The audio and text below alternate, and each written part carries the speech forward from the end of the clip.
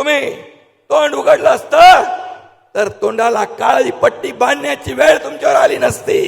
साधूचं हत्याकांड झालं तेव्हा तोंडावर पट्टी, कोरोनामध्ये बॉडी बॅग मध्ये भ्रष्टाचार झाला तेव्हा तोंडावर पट्टी, खिचडी चोरली, खिचडीत मापात पाप केलं तेव्हा तोंडावर पट्टी. का?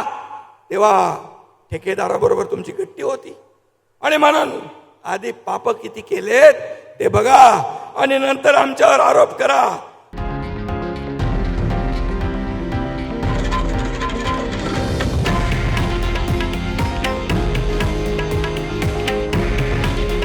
हे आहे देशातील नंबर 1 न्यूज नेटवर्क आणि आपण पाहत आहात TV9 मराठी. काळजी तुमची, हित महाराष्ट्राचं.